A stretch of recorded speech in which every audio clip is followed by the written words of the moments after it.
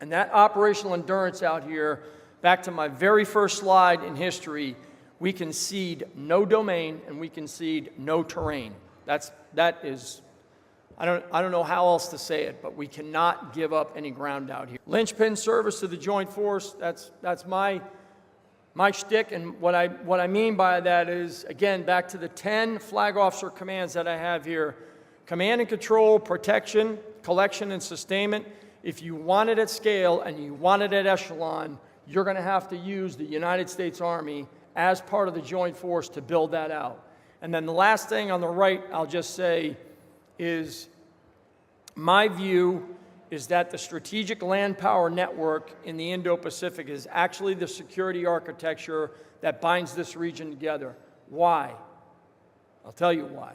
Japan, 65% of the Japanese military, Army. Philippines, 70% of the Philippine military, Army. They have more divisions than we have. India, 80% of its military, Army. Indonesia, 75%. Malaysia, 75%. Vietnam, 90%. I could go on and on and on. There is a reason why the U.S. Air Force and the U.S. Navy are so important out here. They're important out here to keep the global commons safe, secure, and open. And that is what we cannot do.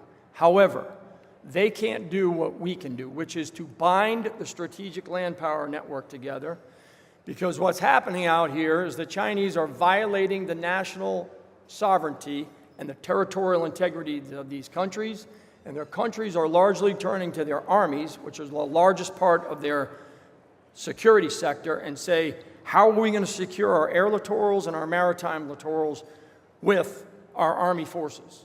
And they turn to the United States Army of the Pacific to try to advise, help, assist, train, and show them new capabilities, new concepts, new ways of operating, new organizations, new technologies.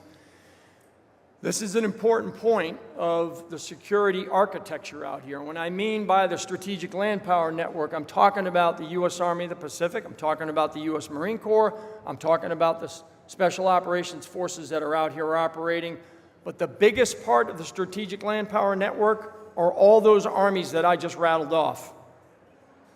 That's where trust comes, that's where readiness is created, that's where relationships are advanced and fostered. And that's how we're going to end up being in a position to deter. And if that deterrence fails, we have to be in a position to fight and win. Last slide. There's a QR code there for industry. Please get it. We'll log you into our, if you will, a library that we have. And I have a concepts division that brings all that in, and then we can, talk a little more detail about the things that we can work together on. And with that, I'll stop there and take any questions that you have of me. Thanks.